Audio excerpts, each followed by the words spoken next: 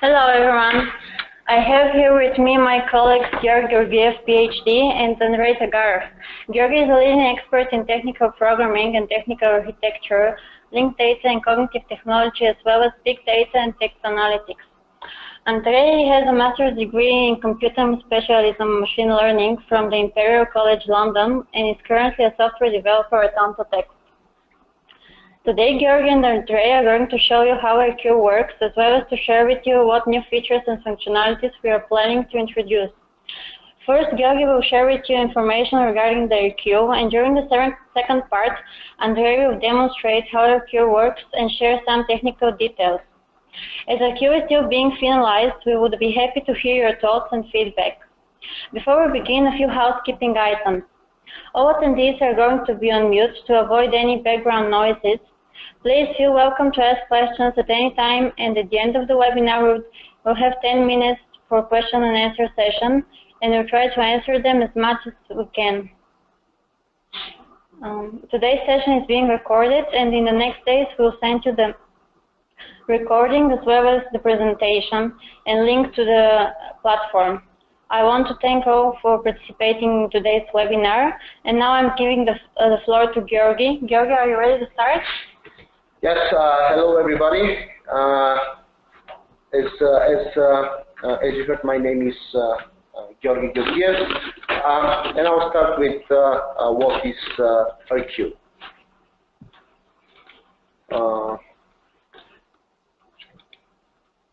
Okay, so we are looking at Hercule from 2 points of view, so 2 angles. One is Hercule as an artificial intelligence and a big data platform.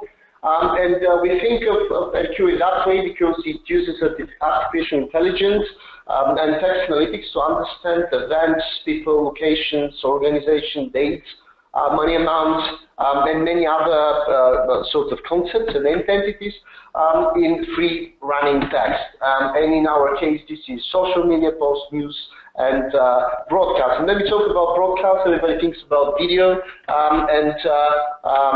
we're mostly talking about text analytics. So first, because in the broadcast, it's mainly someone speaking about something, mostly about events.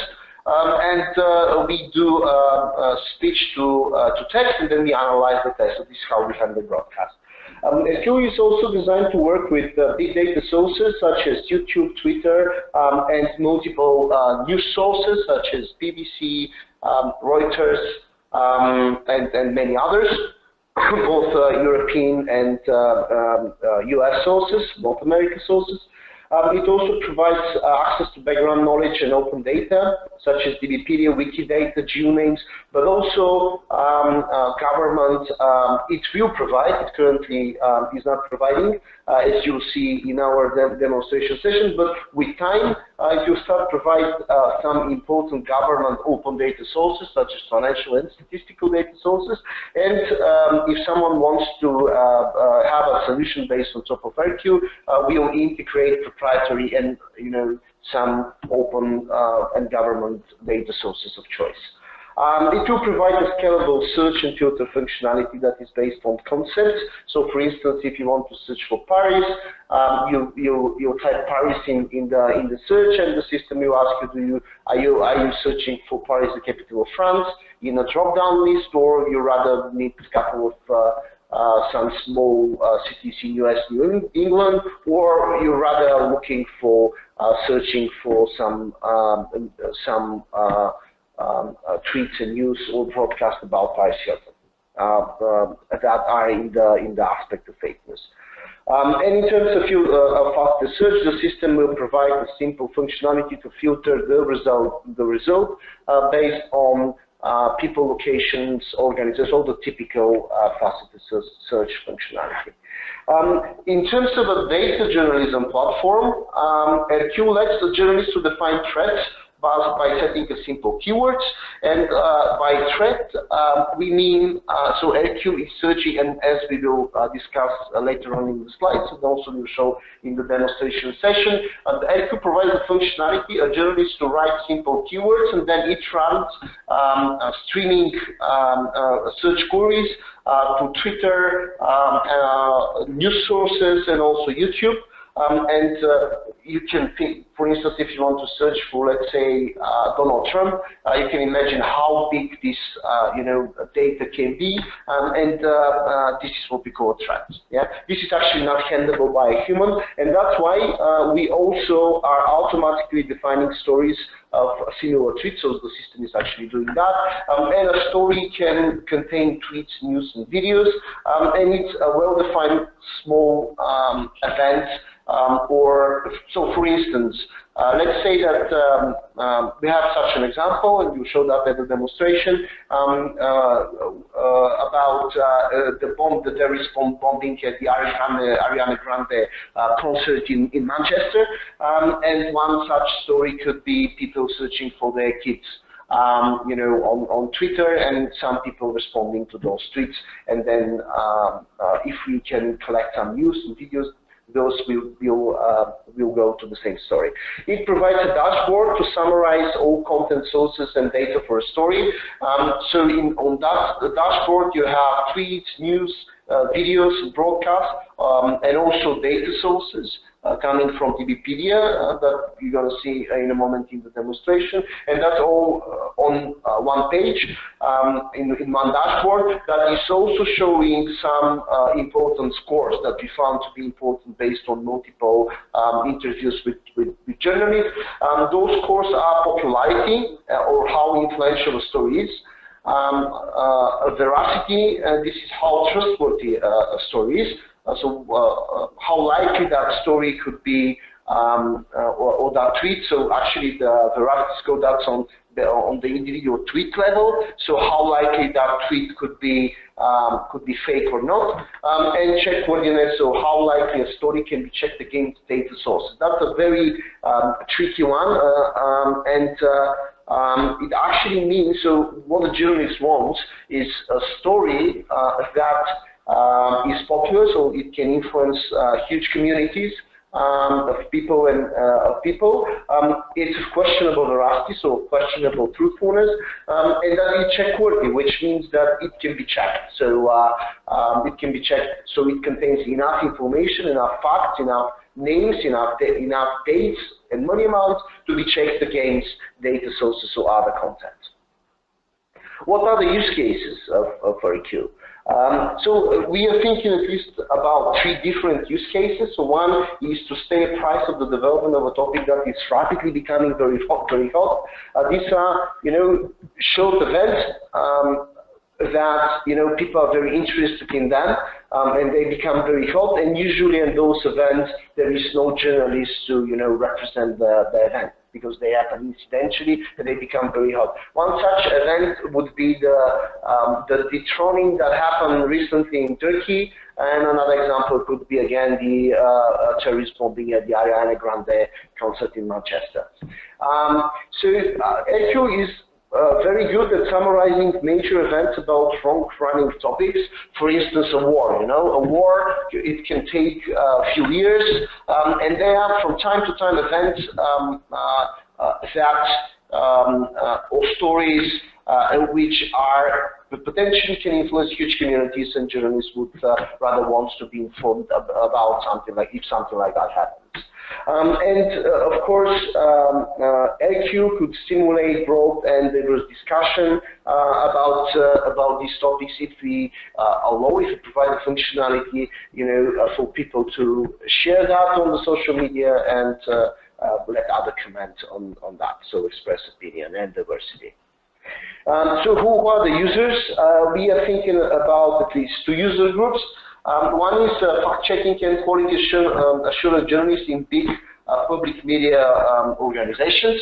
And when we say big public medias, we are usually thinking about BBC, Press Association, the Bulgarian VTA, the Swiss Info.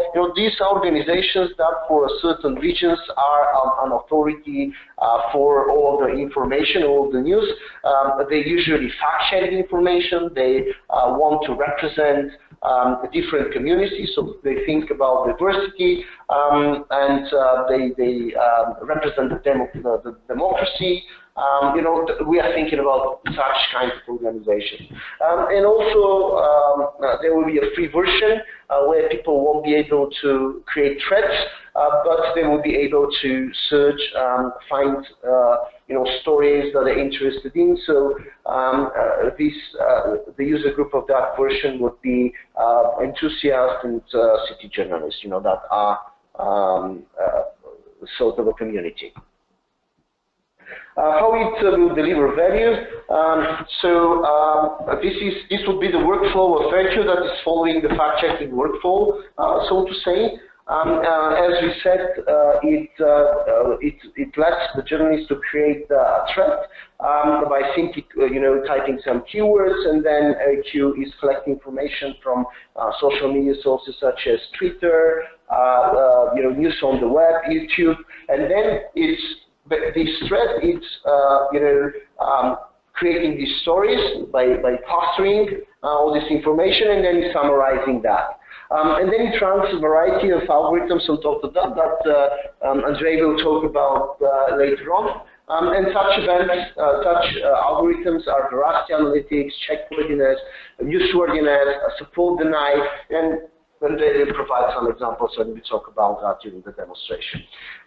So in the verification, it's very important to say that actually Hercule is a system that is not trying to, to make a claim that something is fake or not. It's rather trying to write a red flag, to create a analytics dashboard and help a journalist to do the job, of fact-checking, and help communities stimulate the discussion about some emerging topics, whether they're fake or not, stimulating a broader discussion about something. But it's not trying to, so to say, this is fake or not, and that's it. It's trying to help the journalists, the humans. And on that dashboard, as we said, it's linking to a knowledge base, which are public data sets, Wikipedia, government open data, microeconomic data, and of course other sources, as we said, news, people, location, and organization databases, and etc. And then we are thinking that the system can help, at least in one of the versions, at least in the free version, to help the user to publish that on social media. And we're not talking about the publishing for the big public media organizations where usually the journalist is writing a report. And that report is based not only on what they're seeing in Hercule, but also phone calls, checking other information, talking to other people, and stuff like that. And now I'm giving the word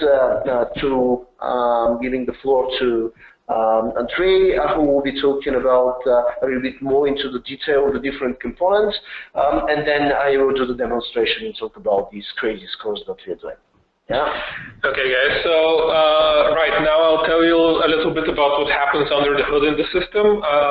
It will be a high-level overview of what's happening, just so you can get an idea of what the system actually does at the moment, and then we'll move on to actually doing a demonstration of how it works right now. But okay, so in this image we're talking about the different components of the system as it is working right now. So here in the center, you can see the UI. That's what I'll be demonstrating a little bit. This is what the users of the system will do during their regular time working with the system. And from the perspective of someone working with the UI, there are two major operations that happen here. One is reading in existing data, so both this collection of news and this collection of tweets and videos and everything else we've collected and enriched. All of that data, every single user can log on to the website right now and go through the topics and just look at the kinds of data we've collected, how it's summarized, and so on. And I'll demonstrate how that works a little bit later. But the other major operation, the one that's kind of restricted to super users at the moment, is creating new topics. So I'm going to talk about that a little bit more right now. Basically, we get here to the topic management sections, and there's this idea of there large sources of content being generated all the time online. So Twitter, this is not just Twitter, it's Twitter, YouTube, other social media platforms, news articles and so on, all of this is getting generated. So when a user goes and creates a topic, that's a person creates that, and it's supposed to be very broad, although it's down to the individual topic to how broad it can be. It can be as broad as just saying Donald Trump, and it goes and collects everything related to him, or it can be a lot more specific, like a specific fire in a building happened and you want to go collect information about that. But what's important is that this is made by a person, and then we filter all this information about it from Twitter, YouTube, news articles, and possibly other sources, and collect that information. So once that information is collected, we head over to the enrichment phase. This is basically the point where every single tweet, news article, YouTube video, and so on, it goes through this pipeline, which is just a series of machine learning algorithms. Well, most of them are machine learning algorithms, but they're all like doing some kind of relatively complex operation on the data. So it can be really simple, like language detection or language identification, the first step. It basically figures out what language the piece of content is in. And right now we only work with English, but it's really easy to split this and work in multiple languages. In fact, it has the ability to work in German, French, Bulgarian, and so on as well, but it's only set up at the moment to work in English. Then there's a step called named entity identification and linking. This is the point where the machines read the text and figure out, oh, this tweet is talking about that person, and that YouTube video, it mentioned that place, and it said there's this amount of money and something. So these low-level concepts are discovered within the sentences of the tweets, the videos, the news articles, and they're enriched with them. And then we get to kind of a series of machine learning algorithms that each calculate a score of some kind. So the first one has kind of a long name, support, deny, question, comment. But the basic idea is, and this one's aimed specifically at Twitter very much, so there's a series of discussion. Someone starts with a tweet, and then there's a reply, and there's a reply to the reply, and so on.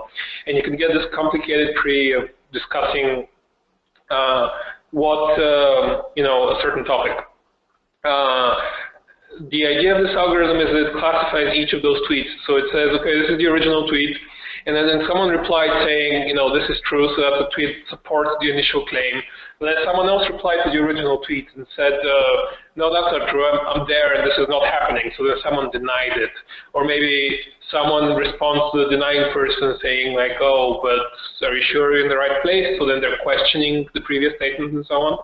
So try to organize these tweets into these different kinds of statements. Then we have the veracity score. Georgi mentioned that briefly earlier. What veracity is trying to do is calculate basically how convincing the piece of content sounds. So if we're talking about a tweet, is it written in a way that's usually associated with factual statements, or is it written in a way that's usually used to manipulate or mislead people? And this is just a score between 0 and 1, so it doesn't really explain the logic, but it seems to do a very good job. The next step, rumor score, it's very close. These three we're going to see right now, they're very closely related to each other, but they're kind of different scores. So what rumor is trying to do is calculate how likely it is that this tweet is trying to propagate misleading or inaccurate information. And then we have the checkworthiness, the one that's perhaps most interesting yet most abstract of all of them. So the checkworthiness is, or we've defined it for ourselves as kind of, there's a specific factual statement in there. So a statement saying like, I think today is a beautiful day. That's subjective, so it shouldn't get the high check-worthiness score. But in addition to being an objective statement, it's a statement about interesting things, so it's something people might want to go and check out. So if I were to say the sun is going to rise tomorrow morning, that's, technically a factual statement. You can go and confirm that it's actually true, but it's not very interesting. It would be more interesting if I say something like the prime minister of country I just made up resigned, and then because we know it's talking about the prime minister in that country, and because it seems like a factual statement rather than an opinion, this should get a high check-worthiness score. And then this last step basically follows, well, whenever people link stuff in their tweets or their videos, it follows up on those links and kind of collects data about them. Okay, so we have that, and then there's this last bit of the system down here. That's mostly the storage. So once we've collected all of this data and we've enriched it with all this additional information, it gets stored into our database. And there's one additional important step here. We call it clustering, but this is the thing that creates stories. So I know it can be a little confusing, but we have these two very distinct levels. A topic is something a user creates and it collects a lot of data. A story is something the system makes automatically, and it's a part of a topic, but there are many stories in a single topic. And they're trying to, in a way, if there's one big event, which is the topic, or a running thing that's happening, each story is supposed to be about something more concrete, specific, something smaller, something more limited in time, more limited in discussion, and so on. So yeah, these stories are created here, and all of this data gets fed into the UI. So yeah, we also have this database of news articles. They already exist. They're collected from each news article that appears in Google News at the moment, but they can be expanded in the future. In fact, there are plans to expand them relatively soon. So that's what the system looks like under the hood.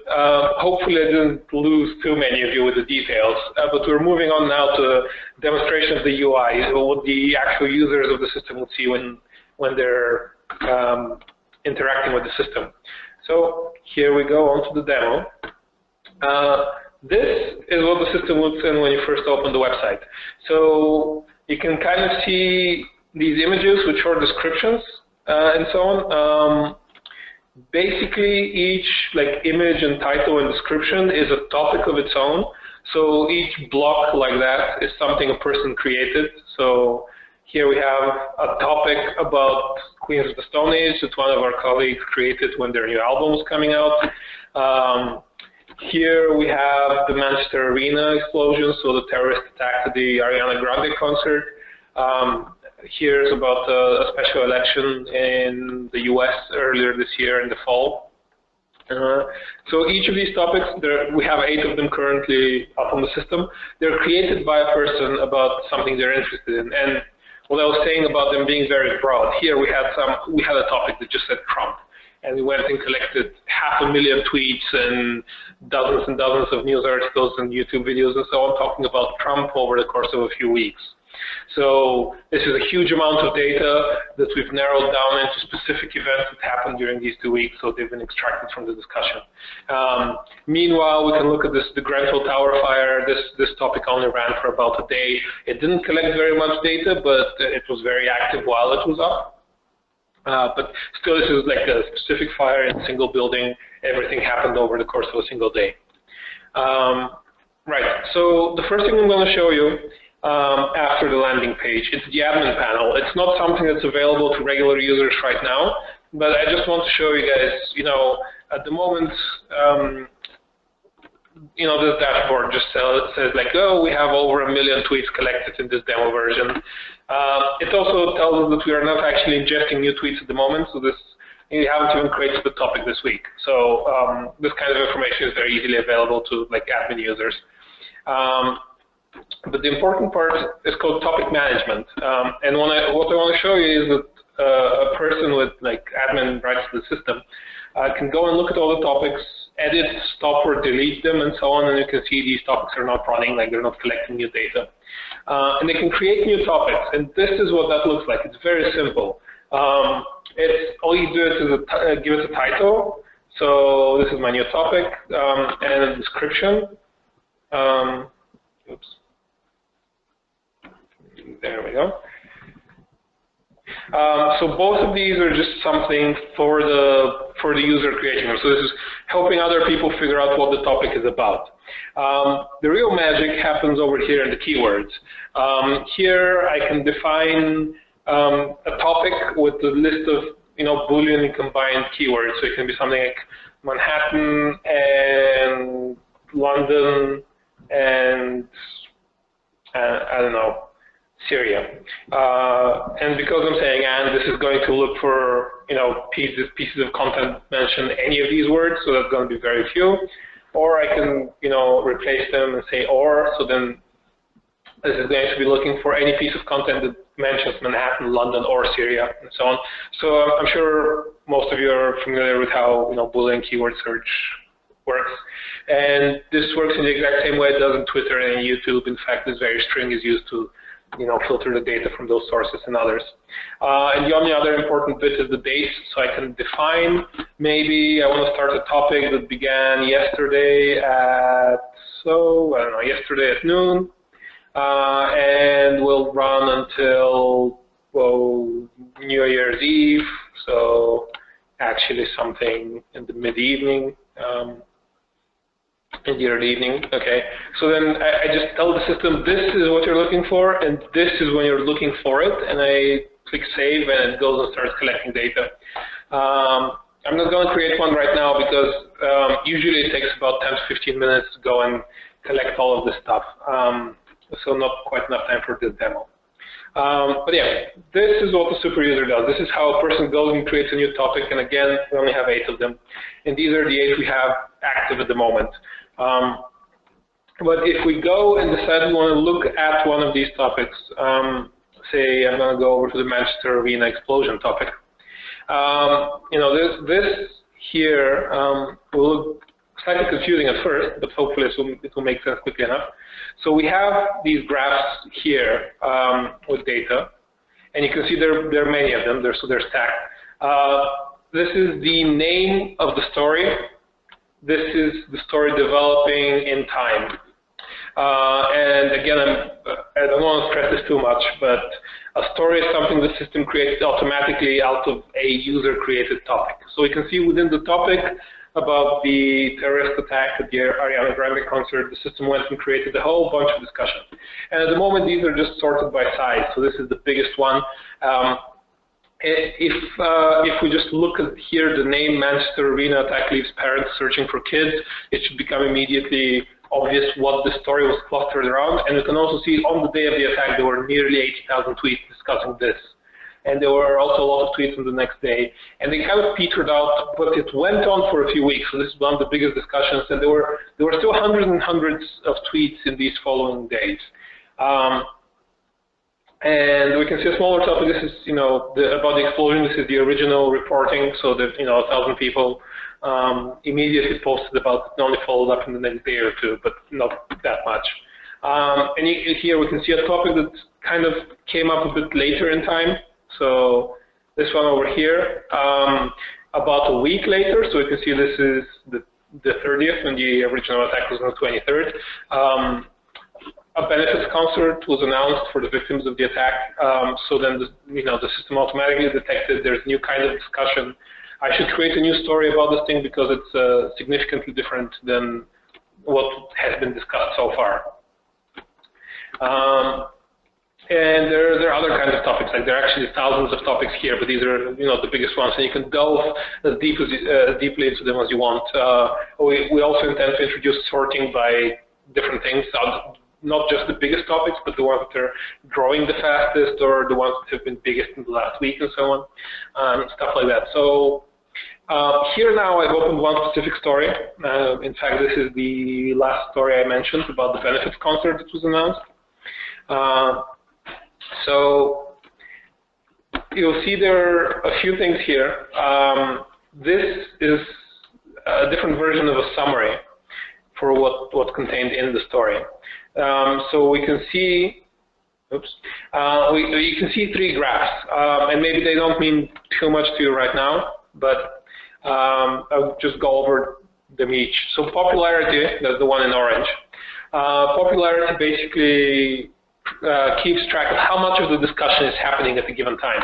So you can see this topic, as we noticed on the previous page, started very, very strongly. Like there were dozens or over 10,000 tweets on the first day, and then it dropped off kind of quickly. You know, people still mention it on the next day, but after that, it was already known, and people kind of stopped talking about it, and there are just a few trailing tweets discussing this on June 4th, but that's way past when it was actually relevant.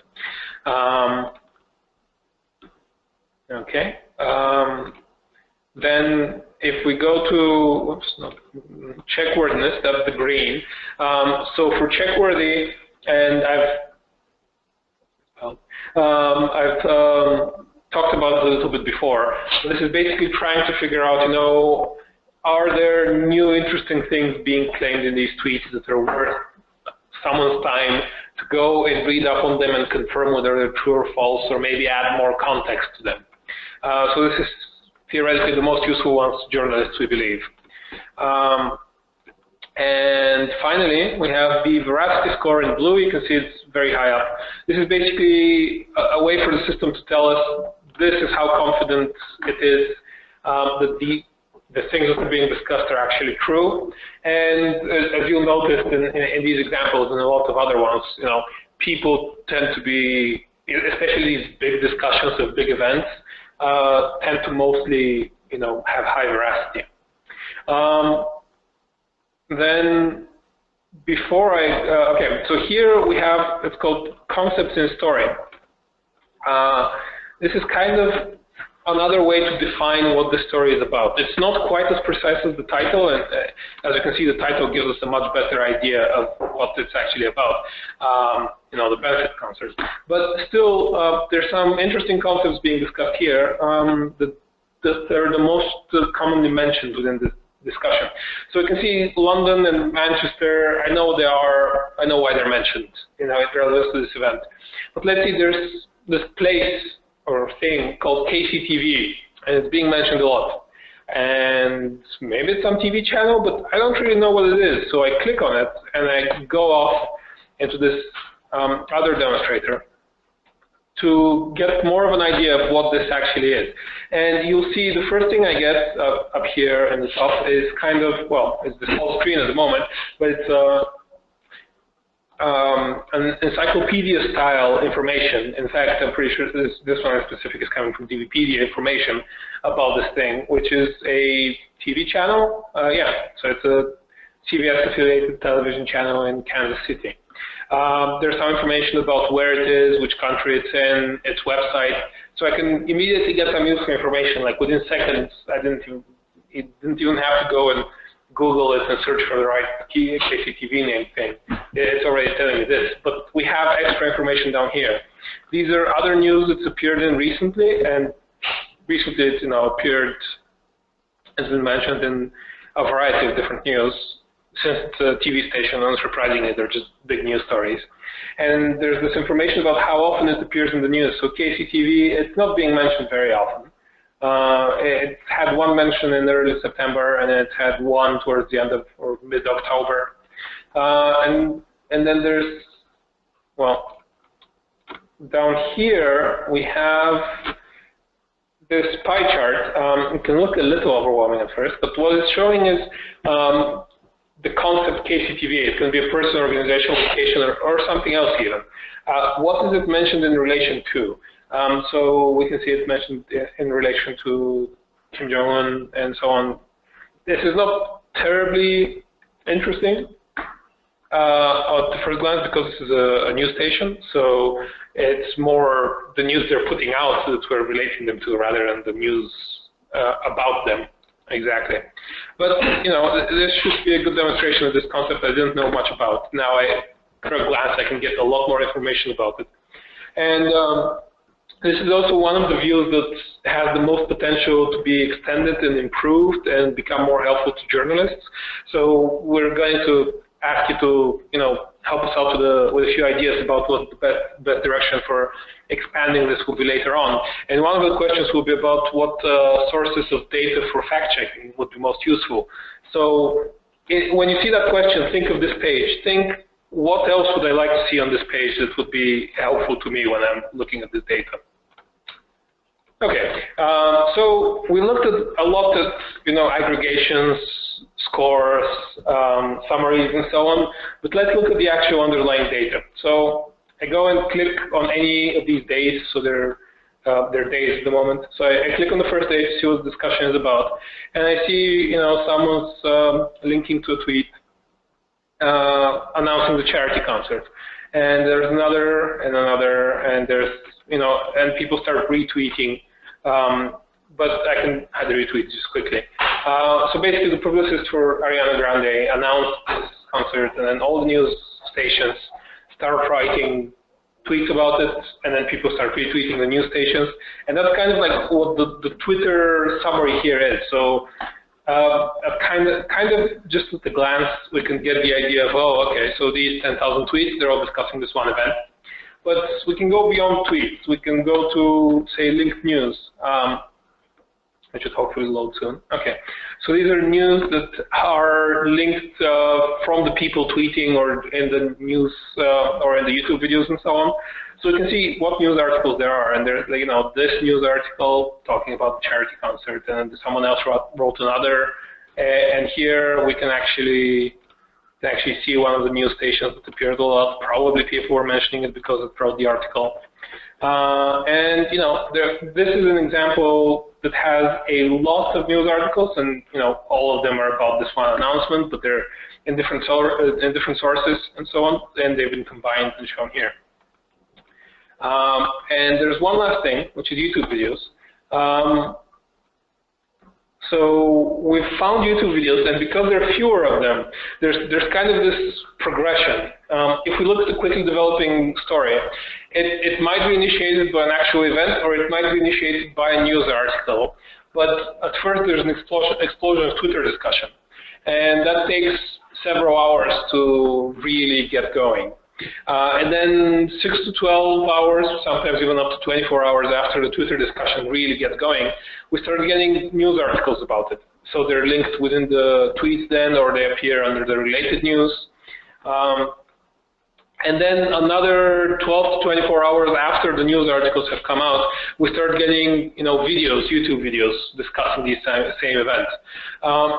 So there's this kind of thing, if the thing happened on the 30th, people were, say it was announced in the morning, the Twitter discussion started early in the day, and then by the afternoon, people wrote news articles about it, and then by the next day, people made videos and published them on YouTube and so on. So I just want to give another example of, here is another story. It's specifically about videos related to the terrorist attack at the concert. So we can see there are a lot more videos appearing here associated with tweets at different times. And if we go and look at the videos themselves, we can see there's a variety of different topics being discussed. But they are all mostly related. They're all obviously related to these events, and they're not just being mentioned in the tweets. They're videos being made about the same thing that the tweets were discussing earlier, and so on. So that's the quick overview of what the system does at the moment. I know there was a lot of information, and hopefully it wasn't too much to process, but I think we can open to questions now. Andrei, Georgi, thank you for the insightful talk and the interesting demonstration.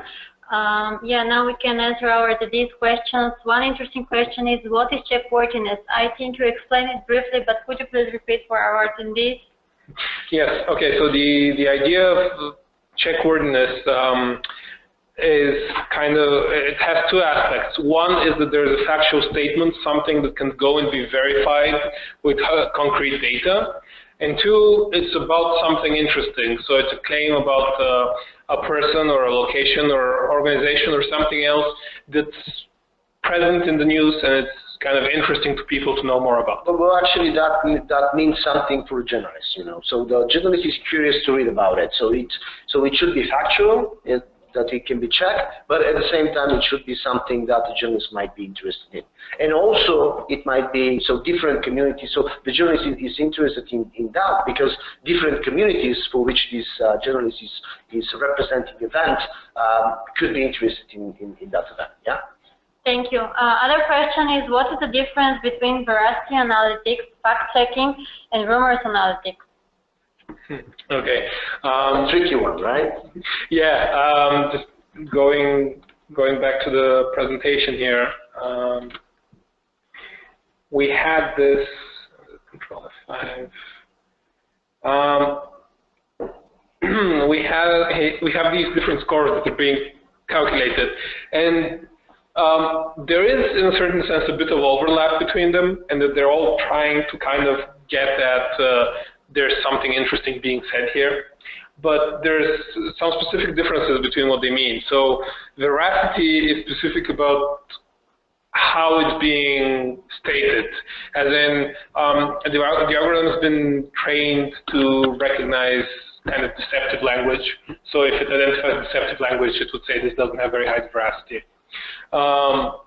Checkworthiness, well, we just mentioned, you know, it's something being claimed that's worth checking out to confirm whether it's true or false. And then the rumor is perhaps the most nuanced in a way. So it's about propagating stories without having sufficient propagating stories without having sufficient data to confirm them. So this is partially based on who is saying it. So one of the things the algorithm learns is, oh, these people tend to propagate stories that turn out to be false, so we won't trust them as much. Part of it is about having supporting evidence. So if I link a news article about it, then I've done a little bit more research than if I've just stated it's true or not. And it also kind of matters what I've linked as my source to back up my data. And then there's a little part of it which is again based on the language of how I'm expressing this. Thank you, Andrei. You explained the difference between topic and story. Could you please tell us how the system is creating and grouping stories? Okay. So the grouping, well, in a sense, each story is created within a larger topic. So the way they're being created is it looks through all the tweets and finds or tries to find basically tweets that talk about the same thing, because we've already at the previous step extracted these concepts. If two tweets mention the same person and this person isn't being mentioned very much in this topic, then they're very likely to be talking about the same thing, so we cluster them together.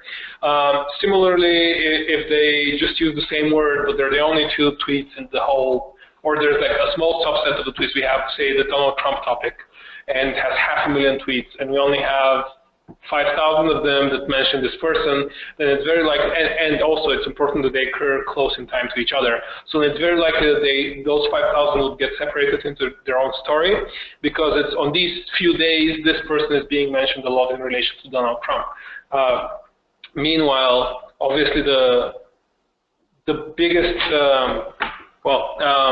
the biggest concepts within a story aren't as helpful. Yeah. So just to add on top of what Andrei was describing, so in terms of these stories, there are two. So I'll talk a little bit about technology, because by now Andrei was giving a lot of examples of how actually and why actually these news and tweets and broadcasts are going together. But there are two approaches. One approach is to use symbolic rules and just to sort of group the news articles. Before that, we do this concept and entity recognition, just to make sure that we extract all the facts all the concepts, on the people, all the dates, and based on those, we are grouping with the symbolic methods, we're grouping the tweets. The next step on which we are actually working is to use a machine learning approach to do that, and clustering and some sort of clustering method. So the scoring to the clustering method will be a machine learning function, right? That is calculating how similar the things are, and that's the next step. We actually tested that, but it's still not in the system, so we're using right now the symbolic method. Going back to just very briefly to add on top of what Andrei said about the difference. Actually, the difference, there is so veracity, clearly that's how truthful something is, right? So how likely a tweet is a lie or is truth. So fact checking, that is, if you go on the internet and you put this simple keyword in Google, there will be a lot of currently startups and companies that are doing fact checking. There is a fact checking workflow, and all that it started, I think, with the Donald Trump campaign, and publishing some news that are a little bit not true, a little bit outdated, or facts that showing facts in politics, showing facts from another year, talking about the current year. So this is actually what fact checking means, and we are not doing actually fact checking, per se. And the rumor analytics. Actually, we started, developing Hercule with the rumor analytics in mind. And we started by, separating different types of rumors. For instance, misinformation, disinformation, all that sort of ways to try to create these rumors and try to manipulate public opinion. So actually, that is the rumor. Yeah, Andrei. Okay, so I'm just going to jump in here because one of the questions we have coming up is, have you actually tested with the fake news topic and how the system helped detecting it? So all of these algorithms were actually, well, as part of the project, there were 7 kind of rumorous topics collected. Some of them were entirely rumors with no basis in reality, and some of them had some relation to reality, but there was also a big component of false information in there. So all the algorithms are actually tested on these very contentious topics that had a lot of misinformation included in them. And they've been trained to do very well in those circumstances. For regular news, you'll see, for example, that the veracity and rumor algorithm are often extremely confident, and partially that's why, because they've been trained to really hone in on the very ambiguous situations. So in that sense, it not only has been tested, it has been trained on these very, fake news stories spreading. And there's one other question we have coming up, which is, are all the enrichment steps executed again for the output of the news link expander? So just, going back here, the news link expander, this last step. The question is, which of the top steps are executed? So these are not executed for news articles because their scores defined specifically to have meaning on tweets, and they cannot be generalized. Well, they cannot be generalized that simply. It's possible to train the algorithms to do the same kind of scoring on these larger bodies of text, but it took about 10,000 tweets to train them to do it on a tweet which has 140 characters. Well, it did then, they doubled it recently, but it took 10,000 tweets to train it on really short text. We can train them to do the same on news, but we would need a comparably huge amount of news articles, and we don't currently have that. But we do these 2 steps, which, while only 2, are actually quite rich, especially, well, specifically the named entity identification. Here, I'll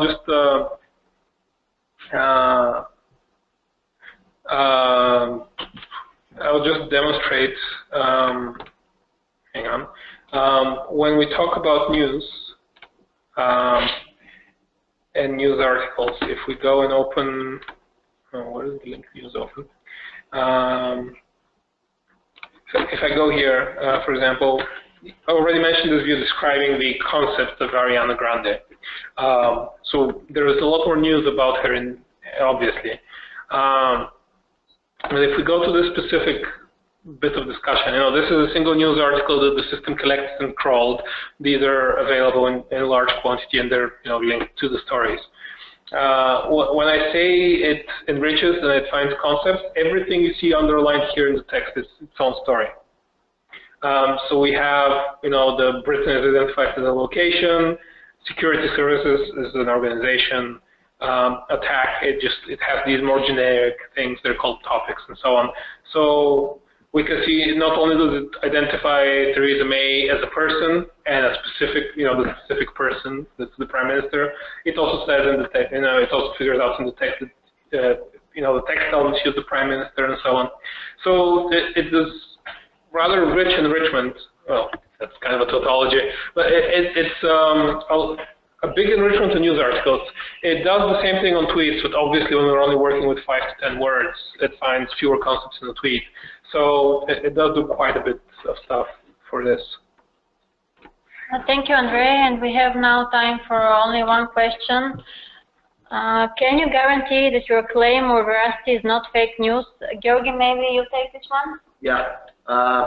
So actually, we can't guarantee that because I was reading an article that was trying to explain what Musk was thinking about artificial intelligence. And if I refer to Musk, then we can't guarantee anything. Our artificial intelligence will start, creating fake news. You'll trick us, and then, we'll be all, surrounded by fake news. So joke on the side. This tool is not created to make decisions on its own. I think it's obvious, but to say that again. So it's made to help to collect information, create visual analytics, and raise red flags for investigating data journalists and helping them powered by artificial intelligence to work with big data. So actually, last week this week I was talking with a very interesting person from one of the Bulgarian radio stations, actually the national Bulgarian radio stations, and he was quite surprised to see that actually Hercule is an artificial intelligence platform that is working with big data. And he said, "Oh my God! So this is a completely new way to do data journalism. By now we have this data journalism. One step. So one thing is to help journalists deal with data. A completely different step is to empower them with artificial intelligence and big data. So that's a completely new type of doing journalism, and we're very, very happy actually to be part of that trend. And to be honest, we never think about Hercule, before talking to these journalists, that this is a platform that might influence how journalists are actually, doing data journalism. Okay.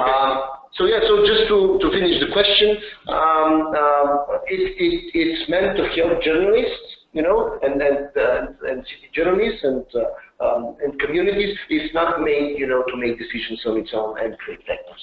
Yeah? Yes. So just to in a sentence summarize what Georgi means, it's not going to tell people this is fake news, don't look at it. It's going to tell a journalist, hey, 10,000 people are talking about this, and it also looks like it might be fake. Do you want to check it out? Excellent, yeah. Thank you very much, Andrei and Georgi. I want to thank also to all our attendees who attended the live session today. I hope you enjoyed it and it was interesting for you. We'll send you a link to the demonstrator so you can explore it and test it by yourself.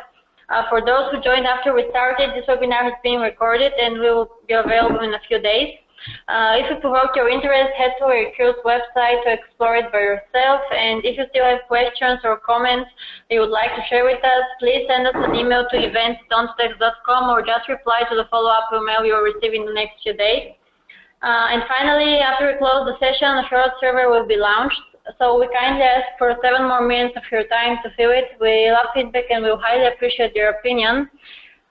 We wish you a happy holidays and a successful 2018. Have a nice Friday, all.